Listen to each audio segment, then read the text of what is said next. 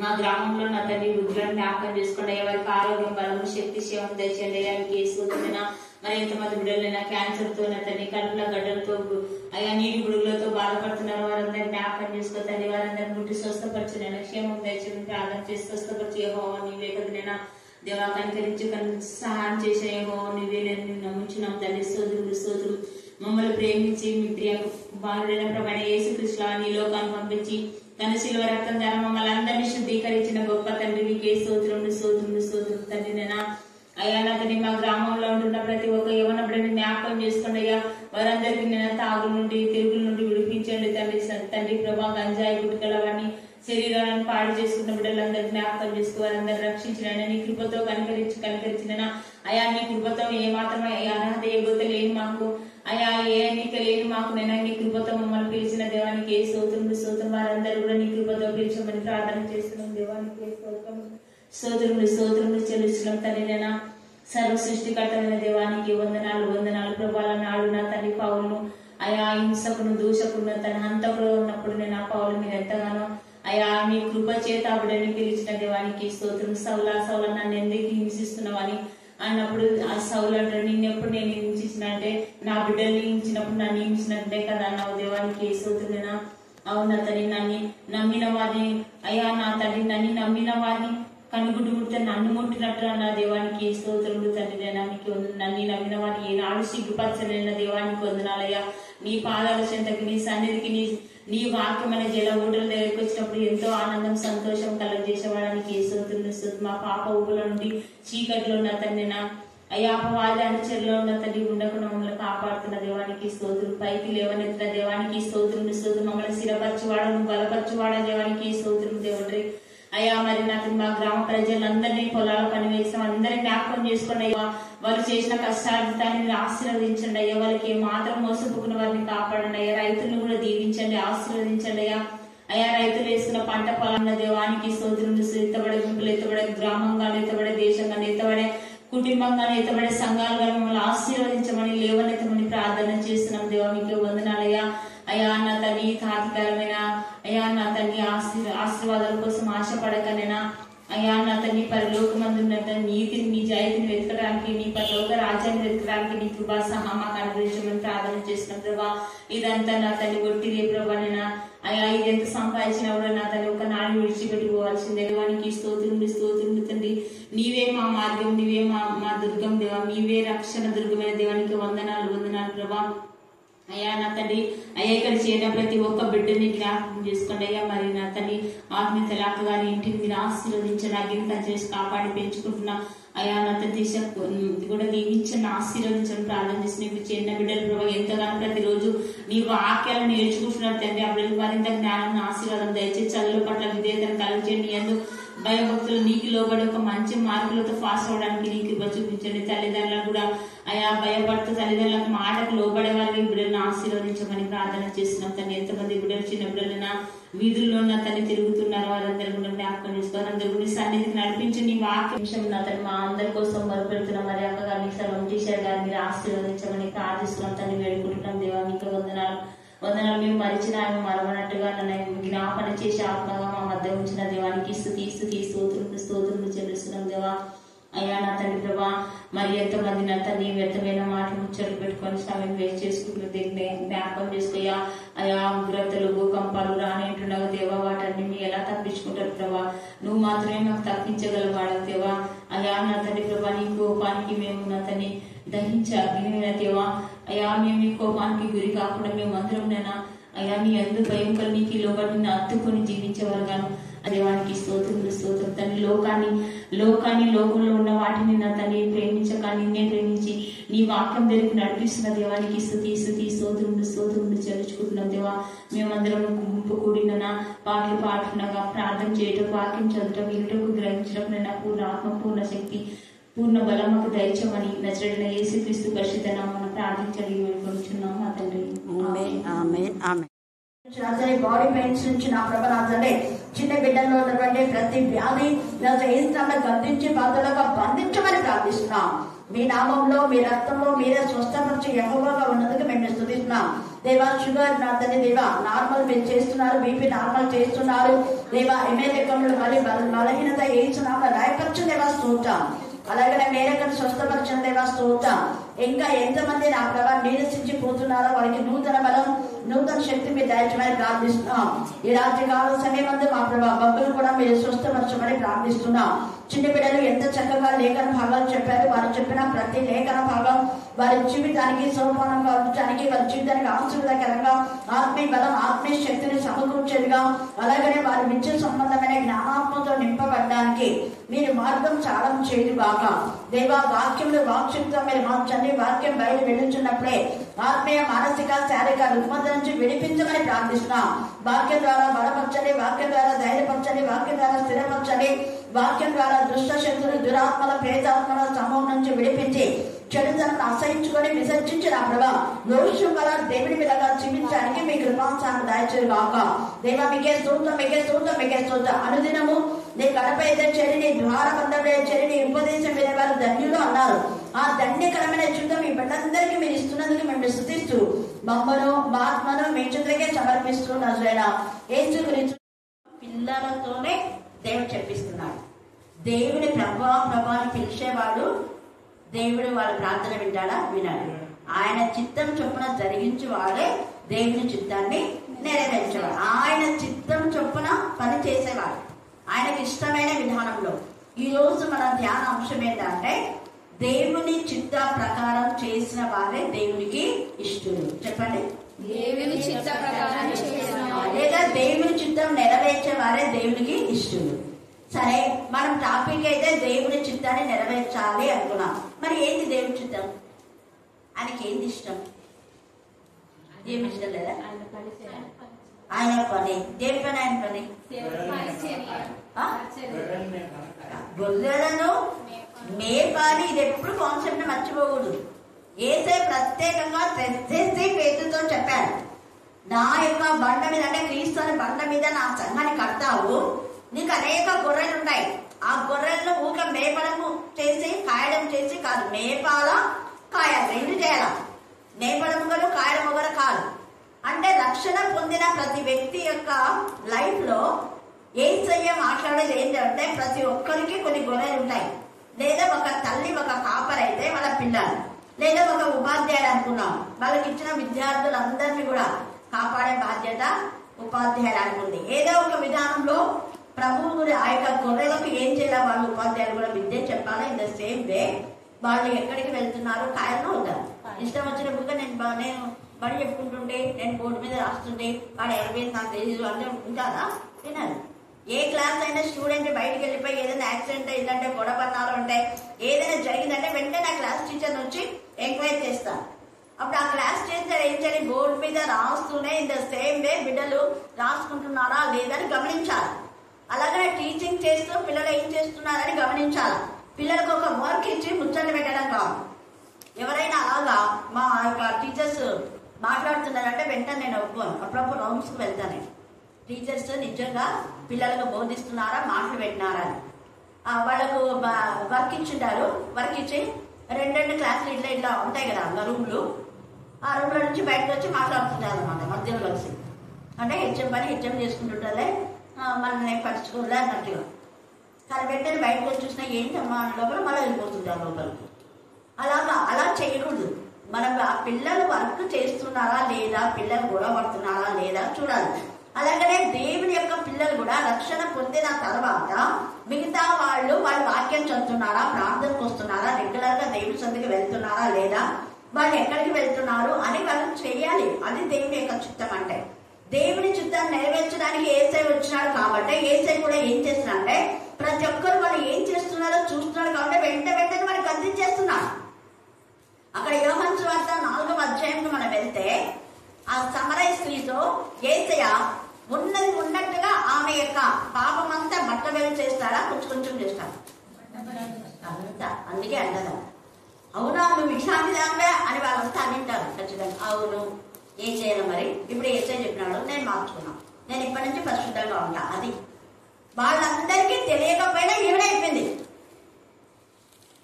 దాని గురించి చెప్పిన వాళ్ళు ఏసై కాదా, ఈయన మెస్సై కాదా, ప్రపంచం అంతరికి ఆమె ఏమంటారో తెలియదు. కానీ ఏసై చెప్పినప్పుడు ఏసై ఇలా చెప్పాను నా గురించి ఆమెకు ఆమె అయిపోయింది. ఎవరైపోయినా మళ్ళా ఇవ్వ చూడు ఇలాంటిది అంటే చూడు, మనం ఒక భర్తనే అనుకుంటాం కదా, 5 మంది భర్తలు ఉన్నారంట చూడు అని అందరికి ఎంత అనుకోండి, నాకేమి, నేను ఇప్పుడు హోలీగా ఉన్నా అనుకుంటాను. హల్లెలూయా హల్లెలూయా హల్లెలూయా హల్లెలూయా హల్లెలూయా హల్లెలూయా. ఆమెగా ఆమె పాపపు జీవితాన్ని బయట పెట్టినందు వలననే అనేక మంది మార్చమన్నారు అక్కడ. ఈ రాత్రి ఇది మనం గుర్తు చేసుకోవాలి. దేవుని చిత్తం ఏంటంటే మనకు యథార్థంగా నిజాయితీగా సత్యం చెప్పేవారుగా ఉండాలి. అదే గోడ్స్ విల్ అంటే. అందుకే దేవుడు తన చిత్తం చొప్పున ఎవరైతే ఉన్నారో వాళ్ళే దేవుడికి ఉంటే ఇష్టలు. అలాంటి వాళ్ళకి ఏముంటుంది? దేవుడికి ఇష్టలైన వాళ్ళకి ఏముంటుంది? చక్కగా చెప్పింది. ఆయనకి ఇష్టలైన మనుషులకు భూమి మీద నీకు సమాధానం లేదు అంటే దేవుడికి ఇష్టంగా లేవేమో. ఒకసారి మనం సర్చ్ చేసుకోవాలి. మనకు సమాధానం లేదు. చాలా మంది పీస్ లేదు అంటారు. ఎందుకు లేదు నీకు సమాధానం అంటే ఏదో నువ్వు హైట్ చేస్తున్నావు. నీలో ఎన్నో రహస్య పాపాలు దాగి ఉన్నాయి కాబట్టి ఆ పాపం నేను ఎప్పుడు పొడుస్తుంటుంది, ముళ్ళు పొడిచినట్టుగా. ఇంజెక్షన్ వేస్తే నొప్పిటుందా లేదా? అది జాయింట్ పెయిన్స్ ఉంటే ప్రతి జాయింట్ లో అంటుంటారు నాకు, అక్క జాయింట్ పెయిన్స్ కోసం ప్రే చేయంటే అవునమ్మా చాలా నొప్పిగా ఉందా అని నేను అడిగితే, అబ్బా అసలు అన్ని మేకులు గుచ్చినట్టుందాక ప్రతి నరానికి అంటుంటారు. నరానికి ఇంజెక్షన్ వేసినట్టే ఉంటుంది అంటే ఆ పెయిన్ వాళ్ళు అలాగ వర్ణిస్తున్నారు. మరి అలాగనే పాపం అనేది గుచ్చుతా ఉంటుంది నీకు. మరి ఎందుకు అంటే ఆ పాపం దాచుకున్నా కాబట్టి అది కక్కేస్తే నీకు గుచ్చుకోదు. ఇప్పుడు సమరేశ్వరి ఫ్రీ అయిపోయింది. ఆమె యొక్క మరి దేవునికి మహిమకరమైన విధానంలో సత్యం చెప్పిన ఆ సత్యమే ఆమెను స్వతంత్రులుగా చేసింది, పరిశుద్ధురాలుగా చేసింది. ఇన్ ద సేమ్ వే ఒక సమరయ స్త్రీ మాట మీద అనేకులు మార్చమన్నారు. మరి నువ్వు సమరయ స్త్రీ కాకపోయినా నీ మాట మార్చబడి ఎంతమంది దేవుని సన్నిధికి వస్తున్నారని దేవుడు అడుగుతున్నాడు. ఆయన చిత్తం అనేక ఆత్మను ఆయన దగ్గర నడిపించడమే. ఇక్కడ 9వ అధ్యాయం అంతా మనకు ఒక పుట్టు గుడ్డి వారి గురించి రాయబడింది. చూడండి 9వ అధ్యాయము 1-2 వచనాలు చదవండి. ఆయన మార్గమున పోవుచుండగా పుట్టు గుడ్డి అయిన ఒక మనుషుడు కనబడెను. చూడండి అక్కడ ఆయన మార్గం పోవుచుండగా అనేది అండర్లైన్ చేసుకోండి. అంటే ఈ గుడ్డివాడు ఆయనకు సమీపంగా ఉన్నాడు, అవునా కదా? ఒకటి కాన్సెప్ట్, యేసయ్యకు సమీపంగా ఉన్నాడు. గతంలో భక్తిమై గుడ్డి భిక్షకుడు కూడా యేసయ్య పోతున్న మార్గంలో ఉండి కేకలేసినాడు. యేసయ్య ఒక చోట, అతను ఎక్కడో కాదు. మనవాళ్ళు నేను చెప్తా, వారం రండి ప్రార్థనకు, వేరే ఊర్లో ఉంటే నెలకు ఒకసారి రండి. వినరది ఆ మాట వినకుండా కాల్ చేస్తుంటారు. ఎంత ఇది చూడండి, అంటే ఎంత రెబ్యలియస్ అనుకుంటా. వాళ్ళ పిల్లలకు ఆరోగ్యం బాగలేకపోయినా ఎంత అవిధేయత. అదే రోగం వచ్చి నువ్వు హైదరాబాద్ తీసుకుంటే పోతారు. కరుణాపీఠంలోనికి ప్రార్థనకు రండి మంత్లీ వన్స్ అని చెప్తా నేను. రాకుండా ఫోన్ కాల్స్ అనమాట. వాళ్ళు చేసినప్పుడు మళ్ళీ మనం ప్రార్థన చేయాలి. అంటే మనం వాళ్ళకి సర్వెంట్స్ అనమాట. దేవుని సర్వెంట్ కాదు మనం. దేవుడు చెప్పింది చేయాలా, వాళ్ళు చెప్పింది చేయాలా? మనం ఏదో ధ్యానం చేస్తుంటాం, ఏదో ఉంటాం. కానీ వాళ్ళ కాల్ తీసుకోకపోతే మేము కాల్ చేస్తే కాల్ లిఫ్ట్ చేయాలా అనే వాళ్ళు కూడా ఉంటారు. పైకి అనరు, మనసులు అనుకునేదా నాకు తెలుసు. ఇక్కడ అందుకనే దేవుడు చూడండి ఎంత ఇదిగా ఈ గుడ్డివానికి బాగా కావడానికి కారణం ఏంటంటే ఆ గుడ్డివాడు యేసయ్యకు సమీపంలో ఉన్నాడు. నువ్వు యేసయ్యకు సమీపంలో ఉంటేనే బతుకు బాగుపడేది, దూరం ఉంటే కాదు.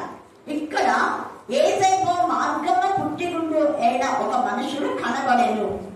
ఆయన శిష్యులు వచ్చి చూడండి, ఎప్పుడు ఆ శిష్యులు ఎంత ఇదిగా చూడండి, ఆయన శిష్యులు బోధకుడా వీడి గుడ్డివాడే పుట్టుటకు ఎవడ పాపం చేసిన శిష్యులకు డౌట్ వచ్చింది. ఎందుకంటే అక్కడ ఒక గుడ్డివాడిని అదే పనిగా అడుగుతాడు, నోరు మూసుకో అన్నారు. ఆయన నోరు మూసుకోనద్దు, వాడు ఇంకా గట్టి కేక్ వస్తే దగ్గరికి పిలిచి యేసయ్య నేను పిలుస్తున్నాను రా అంటే, నన్ను నీకేం చేయాలనుకుంటే నన్ను స్వస్థం వస్తున్నా అన్నాడు. క్లారిటీగా నన్ను పిలిచాయంటే అయిపోయింది. యేసయ్యను పిలిచామంటే నన్ను బాగు చేయడానికే. యేసయ్య దగ్గరికి నేను వచ్చినా, నా దగ్గరికి యేసయ్య వచ్చినా నన్ను బాగు చేయడానికే. వాళ్ళు క్లారిటీ అయిపోయింది చెప్పేస్తున్నాడు. అలాగే నువ్వు అన్నట్టే నీకు ఎవరు కాక అన్నాడు, వాళ్ళకి చూపొచ్చేస్తుంది, మాటలోనే చూపొచ్చేస్తుంది. ఇక్కడ ఈ గుడ్డివాని గురించి యేసయ్య ఎవరు పాపం చేశారు అని అడిగితే వీడి గుడ్డివాడే పుట్టుటకు ఎవడు పాపం చేసిన వీడా వీడి కన్నవారా రెండే. ఎవరికైనా రోగాలు వచ్చిందంటే వారి పాపమైన ఉంటుంది, వాళ్ళ తల్లిదండ్రుల పాపమైన ఉంటుంది అని పాత నిబంధనలు చాలా చోట్ల ఉంది. సో అలాగే వీళ్ళు అడుగుతున్నారు. ఎందుకు అలాగ అడిగారు అంటే మత్తయి సువార్త 5వ అధ్యాయంలో 14వ వచనం చదవండి. వాళ్ళు అక్కడ చూశారు, అక్కడ పక్షవాత రోగంతో ఉన్న వ్యక్తి స్వస్థ పొందిన అప్పుడు యేసయ్య ఏమన్నాడో అందరూ విన్నారు. 14వ వచనం యోహాను సువార్త 5వ అధ్యాయము, మత్తయి సువార్త కాదు, యోహాను సువార్త 5వ అధ్యాయం 14వ వచనం.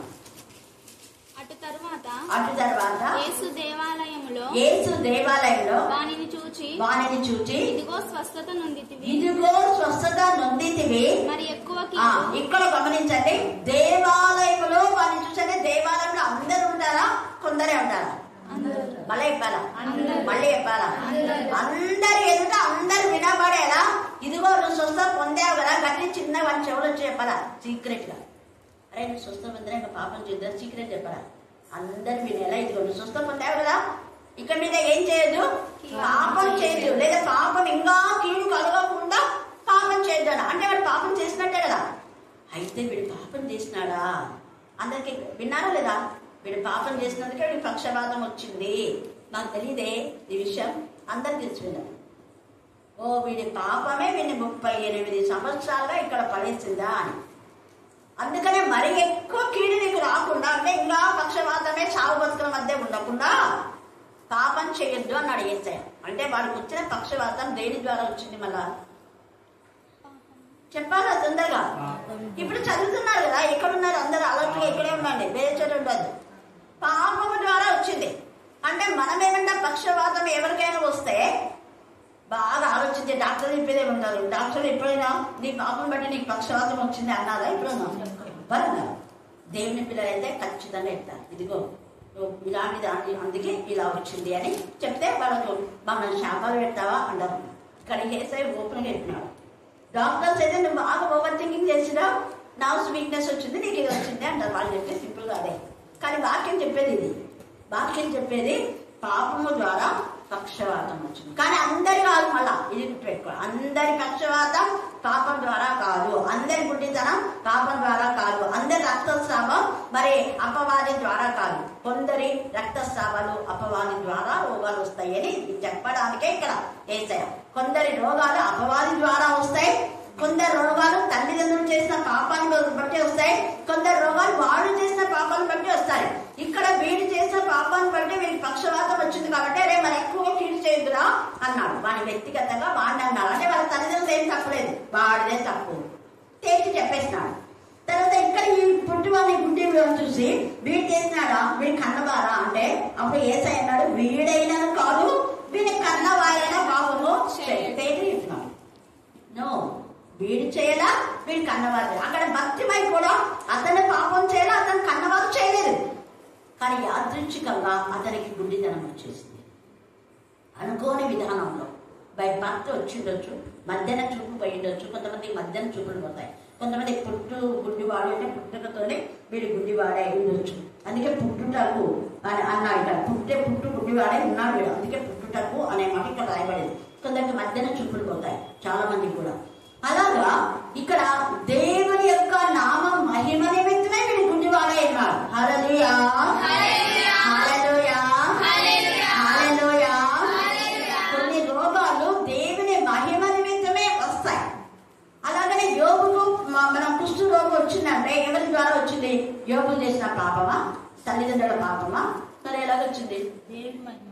దేవుని మహిమ. ఇంకా అప్పవాది దేవుని మహిమనే, వెరీ గుడ్.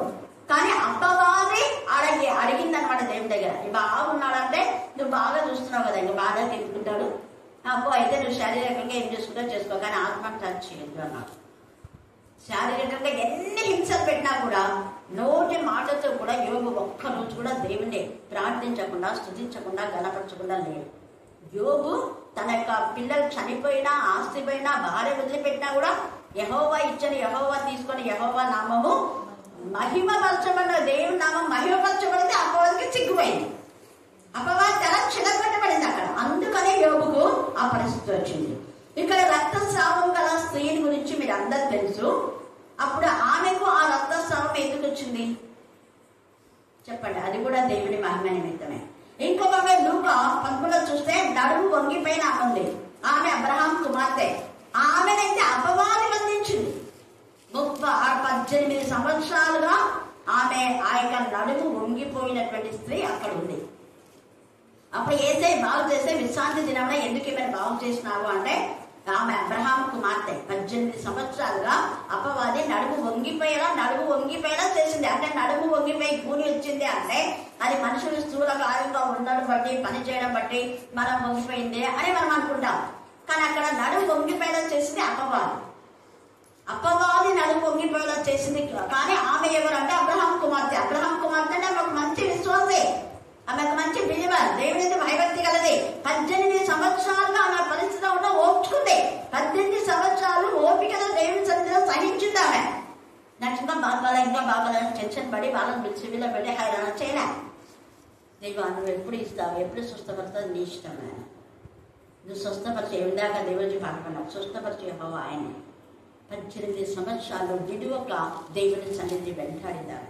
అందుకని ఈమె అబ్రహాం కుమార్తె అని అక్కడ రాయబడింది. అబ్రహాం అంటే మంచి విశ్వాసే, లోతుకు విశ్వాసం లేదు. లోతు జీవితం ఎంత భయానకం, ఎంత భయంకరం. తన 2 కుమార్తెలు కూడా పరిశుద్ధంగా లేరు. వాళ్ళంతవరకు పరిశుద్ధంగా ఉన్నారని లోతు అనుకున్నాడు.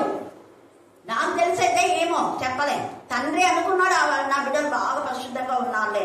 వాళ్ళు పరిశుద్ధంగానే ఉంటే నాకు తెలిసి తండ్రి గురించిన ఆలోచన వాళ్ళకి వచ్చి ఉండేది కాదు. పెళ్లి కాలేదు కాబట్టి నా కూతురు మంచిగా ఉన్నారులే అని అనుకున్నాను.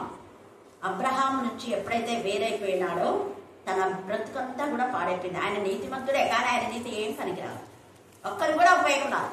అబ్రహాం నీతి అయితే అక్కడ సుధమ గొమ్మల నుంచి వీళ్ళని బయటికి తీసుకురావడానికి విఫలం చేసింది. లోతులు కూడా కాపాడింది. అబ్రహాము నీతి, ఆయన నీతి అనేకులకు మరి నీతిగా ఎంచబడింది. హల్లెలూయా, హల్లెలూయా, హల్లెలూయా, హల్లెలూయా. మన స్వనీతే, మన స్వరక్షణ ఏం పని చేయదు. కానీ మనము రక్షించబడినామంటే ఇతరులకు ఉపయోగకరంగా ఉంటేనే మనం ఆశీర్వాదకరంగా ఉంటాం. ఇతరులకు ఉపయోగం లేని లోతు అక్కడ అన్ని సంవత్సరాల్లో ఒక ఆత్మను కూడా కాపాడలేకపోయినాడు. నీకు దేవుడు రక్షణ ఇచ్చినాడు, మరి ఒకరికన్నా బాగా చేసావా, ఒకరికన్నా సరి చేసావా దేవుడు అడుగుతాడు లెక్క. వాళ్ళ పాడికి వాళ్ళు ఉంటారు, నా రక్షణ నాదే, వాళ్ళు ఎప్పుడైనా విన్నారు ప్రభావ అనుకుని తన ప్రార్థన ఉన్నాడు. వేస్ట్. ఇచ్చిన రక్షణ దేవుడు అంటాడు, ఈ చెట్టులో ఏమి తిన్న ఫలాలే లేవు, కొట్టి పడేసే తిని అన్నాడు. మంచిగా ఇంతగా ఎనవేసి ఇంత చేసి నేను ఇంత చేసేది పని ఇస్తుందంటే అది మాత్రం బాగా చిగురిస్తుంది, అది మాత్రం బాగా గుబురు ఉంది, చూస్తే పచ్చగా ఉంది. కానీ ఒక్కడి కూడా లేదు. ఎందుకు? వేస్ట్. రక్షణలో ఎదుగుతున్నా, వాక్యం చెప్తున్నా, ప్రాణం చేస్తున్నా, చర్చికి పోతున్నా, ఎగ్జామ్ పోతున్నా, యాడ మీటింగ్, అన్ని మీటింగ్లో పోతున్నాం, మంచిదే. కానీ బతుకులో మార్పు లేదు. మార్పు వస్తే ఖచ్చితంగా వేరే వాళ్ళని మారుతాం.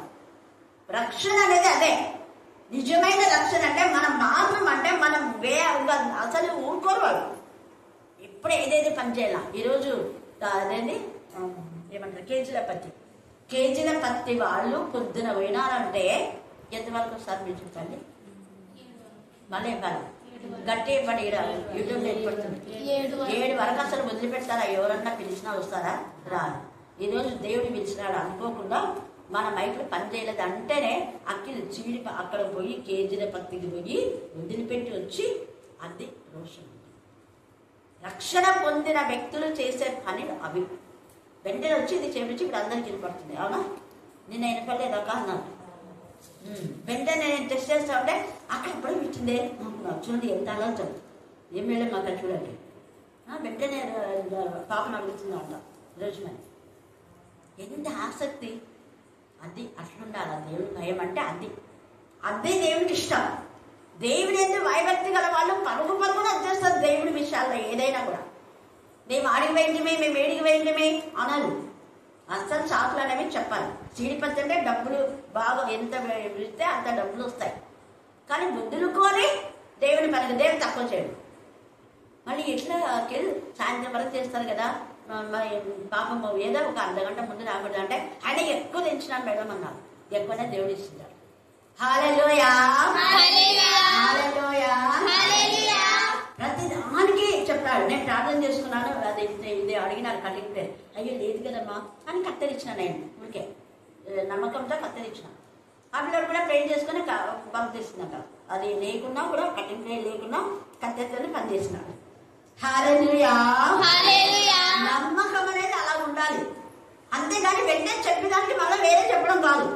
మనం ఏదైనా చెప్తే మళ్ళీ దానికి వెంటనే వేరేది ఉంటుంది. శిష్యులు ఎప్పుడు అలా చేయాలి. చిత్తడే ఏం చెప్తుంది. ఇప్పుడు ఆ పిల్లడు అనాల్సింది, మేడం చిత్త రాదు, కటింగ్ ప్లేయరే కావాలి అని అనలేదు. నేను నమ్మకంతో ఇచ్చిన, నమ్మకంతో పోయినా నమ్మకంతో పని జరిగింది. ఇప్పుడు మీకు అందరికీ వాక్యం వినపడు. నమ్మకం అనేది దేవుడు ఇష్టం అంటే ఇట్లాంటి వాళ్ళే ఇష్టం. మళ్ళీ మనం అడిగిన దానికి అది ఇదనే ఆన్సర్ చెప్పేవాళ్ళు కాదు. చూడండి ఇక్కడ అందుకనే అంటున్నాడు, వాడు పాపం చేయాలి, వాళ్ళ కన్నవారు పాపం అంటే వాడికి దేవుడు భయభక్తి ఉంది, వాళ్ళ తల్లిదండ్రులు కూడా భయభక్తి ఉంది. కానీ భయభక్తి ఉన్నా కొంతమంది ప్రజలకు భయపడి దేవుణ్ణి ఏం చేయరు, సాక్ష్యం చెప్పాలి.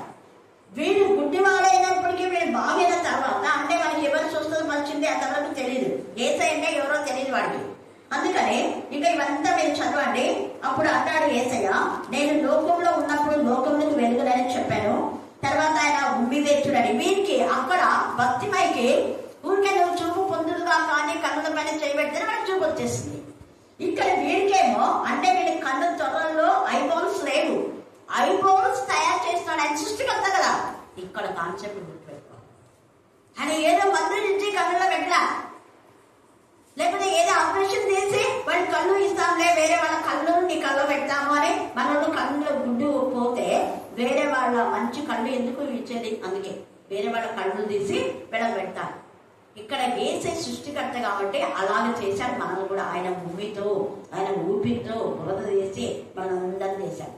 ఇక్కడ భూమి వేసి బురద చేసి ఐబాల్స్ రౌండ్ గా చేసి వాడి కళ్ళు త్వరలో పెట్టి మన అప్పుడే వచ్చిందా రాదు అంటే వాడికి నమ్మకం అన్నమాట. మనమైతే ఏంటంటే భూమి వేసి బురద చేస్తున్నావా అంటాం మనమైతే. కానీ వాడు మౌనంగా ఉన్నాడు. యేసయ్య ఏం చేస్తుంటే దూరుకున్నాడు. అప్పుడు మళ్ళీ ఏం చేస్తున్నాడు, అప్పుడే రాలా, సిలోం అనే కోనేటికి పోయి నువ్వు కడుక్కోమన్నాడు. బురద పూసి నేను సిలోం అనే కోనేటికి వెళ్ళి అందులో కడుక్కోను. ఇక్కడ యేసయ్య మాట చెప్తుంటేనే కోనేలో ఉన్న నీళ్లకు అక్కడ మెలకం జరుగుతుంది. నీటికి యేసయ్య మాట యేసయ్య ఇక్కడ అంటాడు, నువ్వు సిలోం అనే కోనేటికి వెళ్ళా. అంతకుముందు ఎంతమంది సిలోం అనే కోనేలో దిగినారో ఏమో తెలియదు, మనం వాళ్ళకంతా చూస్తలేదు. కానీ ఇక్కడ యేసయ్య మాట వస్తుంటే ఆ నీళ్ళలో పవర్ పోయింది. యేసయ్య మాట అంటే అంత శక్తి. హల్లెలూయా, హల్లెలూయా, హల్లెలూయా.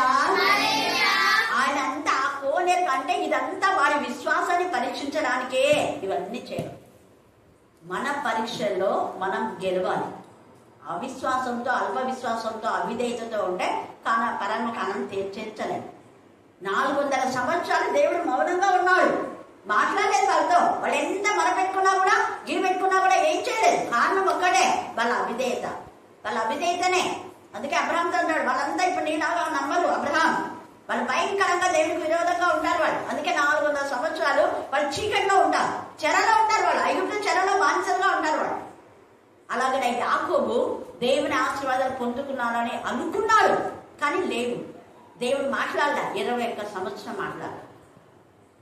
ఆ తర్వాత దేవుడు గట్టిగా గీపెట్టి ఏడిస్తే అప్పుడు నువ్వు ఆ యొక్క మరి ఆ యొక్క గొర్రెలన్నిటి కూడా నువ్వు ఏ విధానంలో చేసిన జంగిసాలు చువ్వలతో పెట్టి వాళ్ళకంతా నీ యొక్క మేకల మందలను నీ పొట్టేళ్ళని నేను ఆశీర్వదిస్తా అంటే అప్పుడు మాట్లాడినాడు. అప్పుడు గుండె పగిలేలా ఏడ్చేశాడు నేను చేసిన తర్వాత పోయి దేవుని దగ్గర మళ్ళీ మొరపెట్టుకున్నావు. అదేంటి యాకోబు నువ్వు ఆశీర్వాదాలు తెచ్చుకున్నాను అనుకున్నావు కదా, నీకు నువ్వే అనుకున్నావు. నేను ఆస్వాదించబడినాను, మా అన్న కొట్టేసినా అనుకున్నావు, అది నీ స్వబుద్ధి. కానీ నీకు ఆశీర్వాదం ఒక్కటి కూడా వర్కౌట్ కావాలి. దేవుడు ఎప్పుడైతే ఆశీర్వదిస్తాడో అదే ఆశీర్వాదం. ఆశీర్వదించే వరకు నేను వదలంటున్నాడు, గట్టిగా పట్టుకున్నాడు యేసయ్య. ఆ తర్వాత వాళ్ళన్నకు కూడా సమృద్ధిగా ఉంది, కానీ ఆ మళ్ళీ ఇచ్చేసినాడు వాళ్ళన్న. ఇదంతా నీదే అన్నయ్య, తీసేస్తాను. వాళ్ళన్నకి ఇచ్చిన తర్వాతనే పీస్ వచ్చింది ఇక యాకోబు. అందుకే ఇశ్రాయేల్ అని చెప్పబడ్డాడు. 21 సంవత్సరం దేవుడు మౌనంగా ఉన్నాడు. కారణం మోసం, అక్కడ వాళ్ళ అవిధేయత. ఇక్కడ వీడు యేసయ్య మాట వాడు విడిపోయిన వెంటనే ఆ యొక్క సిలువైన కొనే నీరు వానికి కనుక్కొని చూపు కలబడవచ్చాను. కాబట్టి పొరుగు వారును వారి భిక్షకుడని అంతకుముందు చూసిన వారును వీడు కూర్చుని భిక్ష పెట్టుకున్న వాడు కాడా అని అందరికంతా గబ్బోలు అయిపోయింది. అరే వీడికి ఎట్లా కళ్ళు వచ్చినాయని అందరు కళ్ళు చెడిపోయి ఎవరిని స్వస్థపరచాలి ఎన్నెన్నైనా అడిగినారు. సరే అవన్నీ అడిగిన తర్వాత అప్పుడు మనకి అంతగా ఏం చేయాలని తెలియదు కాబట్టి నాకు తెలియదు అన్నాడు. ఎప్పుడు చేసినాడు వీనికి కళ్ళు అంటే విశ్రాంతిన పట్టుకుందాం. విశ్రాంతిన ఏం చేయకూడదు కదా, ఇంకా వాళ్ళకి అంత ఏదో ఒకటి ఏ లోపం చూడాలనుకుంటున్నారు. ఇంకా అవన్నీ ఇదంతా అడుగుతారు. చాలాసార్లు నేను చెప్పాను, అది కళ్ళు తెరిచిన దినం విశ్రాంతి దినం కాబట్టి వాడు ఎలాగో చూపు పొందిన దాని గురించి పరిశీలన కూడా వాడిని మరలా అడగగా వాడు నా కన్నుల మీద ఆయన బురద ఉంచగా నేను కడుక్కొని చూపు పొందిందని వారితో చెప్పాను. కాగా పరిశీలన కొందరు ఈ మనుషుడు విశ్రాంతి దినం ఆచరించడం లేదు కనుక దేవుని ఎదురు నుండి వచ్చిన వాడు కాడు అని చూసినా. వెంటనే విశ్రాంతి దినం పాటిస్తేనే కదా దేవుడి పిల్లలు. విశ్రాంతి దినం పాటించలేదు కాబట్టి దేవుడు వాళ్ళకు వాళ్ళే అనుకుంటున్నాం దేవుడి దగ్గర నుంచి వచ్చినోడు కాడు అని. అప్పుడు మళ్ళీ అన్నాడు, పాపి అయిన మనుషుడు ఇలాంటి సూచక్రియ ఎలా చేస్తాడు? సిగ్గుపోయింది. సరే దేవుడి దగ్గర నుంచి రాదా, మరి ఒక పాపి చేస్తాడా? వాడి పాపాన్ని మనం కొడుకోలేదు. ఒక పాపి మళ్ళీ వేరే వాడిని ఎలా రక్షించాడు. మనం ఇద్దరు రక్షించడం లేదు అంటే మనం పాపం అర్థం. ఇక్కడ వాక్యం చెప్తుంది. పాపి అయిన వాడు ఏ విధంగా సూచక్రియ అంటే నాట్ ఓన్లీ హీలింగ్స్, సూచక్రియ అంటే రక్షణ అనుభవం అన్ని ఎవ్రీథింగ్ వచ్చేస్తాయి. దురాత్మలు పోవడం కానివ్వండి, మన ప్రార్థన వినడం అన్ని కూడా దేవుని చిత్తాన్ని నెరవేర్చే వారి ప్రార్థన దేవుడు ఖచ్చితంగా వింటాడు. ఇక్కడ పాపి అయిన వాడు ఈ సూచక్రియ ఎట్లా చేస్తాడు అని వాళ్ళ భేదం పుట్టింది. వాళ్ళ తల్లిదండ్రుల దగ్గరికి వచ్చి గుడ్డివాడే పుట్టెనని మీరు చెప్పు, మీ కుమారుడు వీడేనా? వాళ్ళ తల్లిదండ్రులు అడుగుతున్నారు. ఈ తల్లిదండ్రులకు చూడండి, తండ్రి కుమారుడికి కళ్ళు వచ్చాయంటే ఎంత సంతోషం ఉన్నారు కదా. సంతోషం అంటే అవునయ్యా అని ఎంత బాగా చెప్పాలి. చెప్పడానికి వీళ్ళకు ఎంత నోరు లేదు, వీళ్ళకు ఎంత భయపడుతున్నారు. వాళ్ళకు భయపడి సాక్ష్యం చెప్పలేకపోతున్నారు. చూడండి 20కి వచ్చిన ఇప్పుడు వీళ్ళు వేడాలను చూచున్నాడో ఎరగము, ఎవడు వీడి కన్నుల తెరచనో అది మేము ఎరగము, వీడి వయసు వచ్చిన వాడు వీడినే అడుగుడి, తన సంగతి తానే చెప్పుకోగలడని వారితో అనే. వారి తల్లిదండ్రులు ఎందుకు ఇలాగన్నారంటే యూదులకు భయపడి అలా చెప్పిరంట. వాళ్ళకు తెలుసు ఇట్లాంటి కూడా ఉంటారు. సాక్ష్యం చెప్తే వాళ్ళేమంటారో వీళ్ళేమంటారో సాక్ష్యాన్ని చంపేస్తుంటారు. సాక్ష్యాన్ని పూర్తిగా కూడా చెప్పాలి, కొంచెం చెప్తుంటారు. అది ఏదో ఒకటి అప్పుల్లో వింటున్నాము. వీళ్ళు కూడా యూదులకు భయపడి చెప్పుకున్నారు. మన సంఘంలో కూడా సాక్ష్యం చెప్తుంటే మైకులు బంధు. సాక్ష్యం చెప్పడానికి మంగళవారం ఒక రోజు కేటాయించారు. బుధవారం కానీ మంగళవారం కానీ చెప్పమని చెప్తా ఉంటాం. చెప్పేవాళ్ళు చాలాసార్లు. కానీ ఇప్పుడైతే దేవుడికి మహిమకరంగా దేవుడు అనేకులతో సాక్ష్యం చెప్పిస్తున్నాడు. వాళ్ళు వాక్యం చెప్పేటప్పుడు కానివ్వండి మంచులు, కానీ ముందే చెప్పాలి. అంత అయిపోయి లేచి నిలబడినప్పుడు సాక్ష్యం అనప్పుడు ముందే సాక్ష్యం చెప్తామంటే వాళ్ళ టైం వేయడానికి ఉంటుందన్నమాట. ఇక్కడ ఎంత చక్కగా తల్లిదండ్రులు వీడి యొక్క ఇదిని కప్పేస్తున్నారు. కానీ కొడుకు ఊరుకోలేదు. కొడుకు రోషంతో వెళ్తా మాట్లాడతాడు. ఇదంతా అయిన తర్వాత మీరు చదువుకోండి, టైం లేదు. 27వ వచనం, ఇందాక మీతో చెప్పిదినే కానీ మీరు వినకపోతే గట్టిగా ఆడుతుంది. మీకు చెప్పలేదు అప్పుడు? నువ్వు శాస్త్రం అయితే పరిచయం అయితే ప్రధాన యాజకుడితే ఎవరైతే చెప్పాను కదా, నేను ఆయన నా కన్నులను బాగా చేశాడని. అవును, నేను పుట్టేలాగా గుడ్డి వాడినే, కానీ ఆయన బాగా చేశాడని చెప్పాను కదా. ఇందాక మీతో చెప్పింది కానీ మీరు వినకపోతుంది. మీరు ఎందుకు మరి ఎలా వినవచ్చున్నారు? మీరు ఆయన శిష్యుల వద్ద కోరుచున్నారా? వాళ్ళకి అసలు నశానికి గుండె ఇంకేంది ఎంత గాయమైందో. మేమెందుకు శిష్యులు అయితే నువ్వే వాళ్ళ వాడవుతా. ఏసై కూడా నువ్వే వాళ్ళ శిష్యుడు. చూడండి ఇక్కడ, నీవే వాళ్ళ శిష్యుడవు, మేము మోసే శిష్యులం. ఎంతమంది చెప్తున్నాడు? మేము మోసే శిష్యులం, నువ్వేమో వాళ్ళ శిష్యులం. ఏమో వాడు చెప్తున్నాడు. మళ్ళీ చూడండి, దేవుడు మోషేతో మాట్లాడని ఎరుగుదు, కానీ వీడు ఎక్కడి నుండి వచ్చిన ఎరగమని చెప్పి వారిని దూషించడం. అందుకు ఆ మనుషుడు ఏమన్నాడు? ఎక్కడి నుండి వచ్చినా మీరు ఎరగకపోతే ఆశ్చర్యమే. కానీ పరిచయం అంటారు, యాజకులు అంటారు, శాస్త్రులు అంటారు, మీకు తెలియదా? అది ఇన్ని అద్భుతాలు చేస్తున్నా ఆయన కూడా మీకు తెలియదు. ఏంటో గుడ్డి చదవరా? మరి మీకు చదివాడు కదా, నీకు తెలియదు. ఆశ్చర్యమే. చిక్కు ఎలా మాట్లాడుతున్నాడు. ఆయన ఎక్కడి నుండి వచ్చినా మీరు ఎరగకపోతే ఆశ్చర్యమే. అయినాను ఆయన నా కళ్ళు చేశాడు. మళ్ళీ ఇస్తున్నాడు ఏమైనా కానీ ఆయన మాత్రం నా కళ్ళు తెచ్చాను. దేవుడు పాపల మనమే ఆలకింపడని ఎరుగుదుమో. ఇది బాగా పాపల మన బాగా ఎంత ఆడుతున్నాడు. చూడండి, ఈ కొడుకున్న ధైర్యం తల్లిదండ్రులకు లేదు, చిగ్గులేదు. ఈ చిన్నవాడైనా వాక్యానుసారంగా చెప్తున్నాడు. పాపుల మనవి దేవుడు వింటాడా ఎక్కడైనా? ఈ రాత్రి కూడా ఆ దావీదు అంటాడు, ప్రభా నా హృదయంలో పాపం చేస్తే నా మనవి వినొద్దు. పాపుల మనవి దేవుడు వినడు కదా. ఎవడైనా దైవ భక్తుడై ఉండి ఆయన చిత్తం చొప్పున జరిగించేలా ఆయన వాని మనవి ఆలకించును. ఇది పుట్టిండు. అందుకే దేవుని యొద్ద నుండి వాడు వచ్చిన వాళ్ళని కొందరు అన్నారు, కొందరు కాళ్ళు ఉన్నారు. అయితే దేవుని చిత్తం నెరవేర్చే వాళ్ళ ప్రార్థన దేవుడు, అది మన టాపిక్. అందుకని హెబ్రీలకు రాసిన పత్రిక 13వ అధ్యాయం, హెబ్రీ 13, 20, 21 చదవాలి. 20, 21.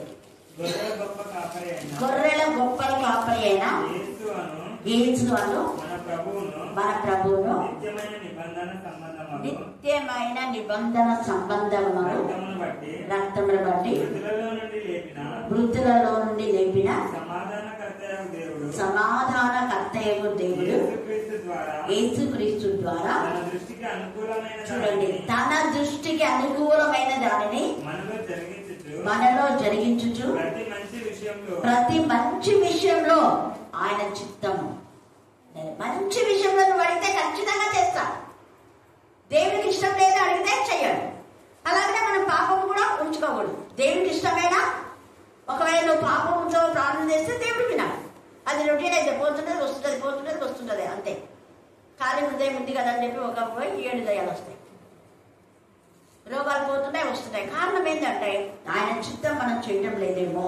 హెబ్రీ 12:1 ఇంత గొప్ప సాక్షి సమూహం, మేఘముల ఇంత గొప్ప సాక్షి సమూహం అంట. అంటే ఎన్నిసార్లు సాక్ష్యం చెప్పింటే ఒక మేఘం లాగా సాక్ష్యం అయిపోయింది. మన సాక్ష్యాలు ఎలా ఉన్నాయి? పొడుపుడు సాక్ష్యం. వీళ్ళ తల్లిదండ్రులాగా సాక్ష్యం చెప్పకుండా వాళ్ళ వీళ్ళకు భయపడి మాకు తెలియదు పో, వాళ్ళని అడిగిపో, తెలియదని తెలుసు కదా. ఇలా తల్లిదండ్రులు చెప్పాలి, వాళ్ళు చెప్పాలి, కుటుంబం అంతా చెప్పాలి, బంధువులు కూడా చెప్పాలి సాక్ష్యం. అది సాక్ష్యం అంటే. అందుకే భూదిగంతాలకు మీరు సాక్షులై ఉండు అన్నారు. ఎక్కడుంటే అక్కడ సాక్ష్యం చెప్పాడు పౌలు కూడా. అలాగే 29 కూడా నిన్న మనం చదువుకున్నాం. నిశ్చలమైన రాజ్యం పొందడానికి మనం దేవుని యందు భయము భక్తి కలిగి ప్రీతికరమైన ప్రార్థన, ప్రీతికరమైన సేవ అంటే ప్రార్థన, విజ్ఞాపన, స్తుతి ధూపం, వాక్యం వినడం, చదవడం, వాక్యం ధ్యానించడం, వాక్యానుసారంగా నడవడం, వాక్యం చెప్పడం. ఇదే ప్రీతికరమైన సేవ అంటే. నిన్న టైం లేక మనం చెప్పలేం. అలాగే హెబ్రీ 4:3 చదవండి చివరి. హెబ్రీ 4:3 కాగా జగత్ పునాది వేయబడినప్పుడే ఆయన కార్యములన్నీ సంపూర్తి అయి ఉన్నాను. ఈ విశ్రాంతిని గురించి కోపంగా ప్రమాణం చేసినట్టు అది కోపం వస్తే విశ్రాంతిగా ప్రవేశించాలని చెప్పాడు. ఆయన చెప్పాడు, మీరు పోయి విశ్రాంతిగా ప్రవేశించండి, మీరు పై కణాల్లో ఉండండి, మీరు పై క్షేమంగా ఉండండి, పాలు. ఆయనే చెప్పాడు. కానీ ఆయన చెప్పిన అదే దేవుడే వాళ్ళ యొక్క అవిధేయతను బట్టి మీరు పోరు అన్నాడు. అందుకే మనం కీర్తన 145:18 తనకు నిజంగా అంటే నిజంగా యథార్థంగా జీవించే వాళ్ళకు, నిజంగా మొరపెట్టే వాళ్ళకు, నిజంగా దేవుడు అంటే భయభక్తి ఉన్న వాళ్లకు ఆయన ప్రార్థన ఉంటాడు. దేవుడి వాక్య భాగం జీవించి ఆశీర్వదించుగాక. ఆమేన్, ఆమేన్, ఆమేన్. చివరి ప్రార్థన. దయను బట్టి, జాలిని బట్టి, నీ కనికరాన్ని బట్టి ప్రభా నీకు వందనాలు, స్తుతులు, స్తోత్రాలు చెల్లిస్తున్నాం ప్రభా. నీ యొక్క అపారమైన ప్రేమను బట్టి ప్రభా, నూతన వాత్సల్యాన్ని బట్టి నీకు వందనాలు, స్తుతులు, స్తోత్రాలు చెల్లిస్తున్నాం ప్రభా. ఏ యోగ్యతయో ఏ ఎన్నికలు లేని మమ్మల్ని ప్రభా అనుదినం నీ సన్నిధిలోని గడప ద్వారా బంధంలో యుద్ధం నీ ఉపదేశాన్ని వినుటకు తండ్రి ధన్యులుగా మమ్మల్ని మార్చిన విధానాన్ని బట్టి నీకు వందనాలు చెల్లిస్తున్నాం. ఈ యోగ్యత, ఈ ధన్యత ఎందరికీ ఉన్నదో లేదో మాకు తెలియదు, కానీ ప్రభా మీరైతే మాకు ఆ ధన్యతనిచ్చారు. అందరిని బట్టి నీకు వందనాలు చెల్లిస్తున్నాం ప్రభా. నీ సన్నిధిలో ఒక దినం గడుపుట 1000 దినముల కంటే శ్రేష్టమని సెలవించావు. ప్రతి దినం గడుపుచున్న దినంలన్నీ మీరు ఆశీర్వాదాలుగా మా తండ్రి దయ చూపించమని ప్రార్థిస్తూ ఉంటున్నాం. నా తండ్రి నీకు వందనాలు, స్తుతులు, స్తోత్రాలు చెల్లిస్తున్నాం. అపాయకరమైన దినములో, అంత్య దినంలో మేము ఉంటున్నాం తండ్రి ప్రభా. మాకు ఆధారమై ఉన్న నీ వాక్యాన్ని అతి ప్రతిష్టంగా తండ్రి ప్రభా మేము చదువుకోవడానికి నీ కృపను సహాయం దయచేయండి. లోతు మార్మాలను, మార్మిక సత్యాలను మాకు తెలియచేయండి ప్రభా. తండ్రి మీరు మా మధ్యలో ఉంచిన టీచర్ని తండ్రి ప్రభా వేసి మీరు మరి ఎక్కువ లోతులకు నడిపించి మాతో లోతులకు మీరు మాట్లాడమని ప్రార్థిస్తున్నాం. తెలియని విషయాలు, గూఢ సంగతులు తండ్రి మీరు తండ్రి టీచర్ గైడ్ చేసి ప్రభా మాకు తండ్రి హెచ్చరించుచు ప్రభా లోతైన విషయాలు తెలియజేస్తున్న విధానానికే నీ కృతజ్ఞతాస్తుతులు చెల్లిస్తున్నాం. ప్రభా మీరు చేసిన ఉపకారములకు మేలులకు నేను తండ్రి ఏమిచ్చినా నీ రుణం తీర్చుకున్న జాలం ప్రభా నీకు వందనాలు. మీరు ఇచ్చిన మంచి ఆరోగ్యాన్ని, ఆయుష్కాలాన్ని బట్టి నీకు వందనాలు చెల్లిస్తున్నాం. ఎందుకంటే మమ్మల్ని నిన్నటి వారమే కానీ మీరు మమ్మల్ని జ్ఞాపకం ఉంచుకొని ఈ రోజులోకి మమ్మల్ని నడిపించావంటే అది నీ కృప మాత్రమే తండ్రి. నీకు వందనాలు. మా యొక్క భక్తి, మా శక్తి ఏది కాదు ప్రభా, నీకు వందనాలు చెల్లిస్తున్నాం ప్రభా. అవును ప్రభా, మేము ప్రతి చిన్న విషయంలో నీ పైన ఆధారపడే జ్ఞానాన్ని మాకు కలగచేయమని ప్రార్థిస్తున్నాం ప్రభా. ఆలోచన చెప్పు దేవుడు, ఆలోచనలో మమ్మల్ని నడిపించే దేవుడు ప్రభా. మీరు మాకున్న రేస్తే నీకు వందనాలు, స్తుతులు, స్తోత్రాలు చెల్లిస్తున్నాం. జ్ఞానం కొద్దిగా ఉంటే మీరు నన్ను అడగమని మీరు సెలవిచ్చారు కదా ప్రభా. నీకు వందనాలు, స్తుతులు, స్తోత్రాలు చెల్లించుకుంటున్నాం ప్రభా. అడుగు వారికి మీరు ధారాళంగా దయచేసి దేవుడవు ప్రభా నీకు వందనాలు చెల్లిస్తున్నాం. నీ ప్రేమ ఆయుష్కాలం ఉండనని సెలవిచ్చావు, నీ కోపం నిమిషం మాత్రం ఉండనని సెలవిచ్చావు ప్రభా. దహించి అగ్నిగా ఉన్నావు ప్రభా, అగ్ని నేత్రములు కలిగిన వాడవు ప్రభా. నీకు వందనాలు చెల్లిస్తున్నాం. నీ సన్నిధికి వణుకుతో భయభక్తులు కలిగి నడుచుకొని రావడానికి నీ కృపను దయచేయండి ప్రభా. మీరైతే ప్రభా తండ్రి మమ్మల్ని అనుదినం ప్రభా మీరు కాపాడుతున్న విధానాన్ని బట్టి నీకు వందనాలు ప్రభా. స్తోత్ర హృదయ వాంఛలను మీరు తీర్చే దేవుడుగా ఉండి మా మధ్యన రుజువుపరుచుకున్న విధానాన్ని బట్టి నీకు వందనాలు చెల్లిస్తున్నాం ప్రభా. ఏమను ప్రభా ఈ కరుణాపీఠ సహవాసాన్ని ప్రభా అంచెలంచెలుగా ఎదిగింప చేస్తున్న దేవానికి వందనాలు చెల్లిస్తున్నాం. రేపటి దిన మధ్య త్వరగా నీ సన్నిధికి వచ్చి ప్రభా త్వరగా నిన్ను ఆరాధించుకోవడానికి నీ కృప దయచేయండి. ఎందుకంటే విశ్రాంతి దినాన్ని మీరు ప్రత్యేకించుకున్నారు, ప్రతిష్ఠించుకున్నారు. మీరు పునరుద్ధరణ దినానికి మీరు ప్రత్యేక దినంగా మీరు ఏర్పాటు చేశారు ప్రభా. మీరు ఏర్పాటు చేసిన దినాన్ని ప్రత్యేకంగా మేము గడపడానికి నీ కృపను సహాయం దయచేయమని ప్రార్థిస్తున్నాం ప్రభా. మా పనులలో వెనుకబడిపోక నీ సన్నిధి తండ్రి మేము వెనకడుగు వేయక నీ కృపను దయచేయం. మా పనులు ముగించుకొని నీ సన్నిధికి రావడానికి నీ కృప దయచేయమని ప్రార్థిస్తున్నాం ప్రభా. నీకు వందనాలు, స్తోత్రాలు చెల్లిస్తున్నాం ప్రభా. మీరు క్రమానికి కర్త ప్రభా, నీకు వందనాలు చెల్లిస్తున్నాం ప్రభా.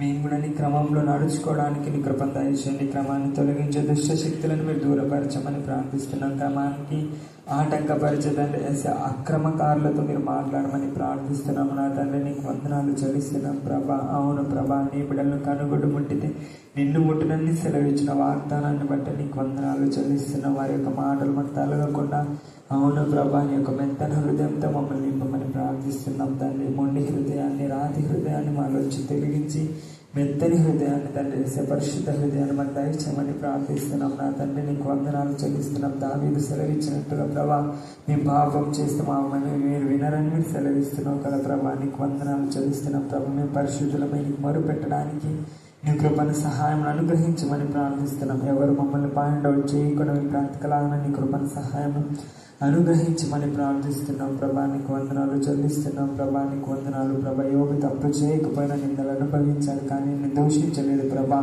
నీకు వందనాలు చెల్లిస్తున్నాం ప్రభా. కనికరించమని ప్రార్థిస్తున్నాం నా తండ్రి.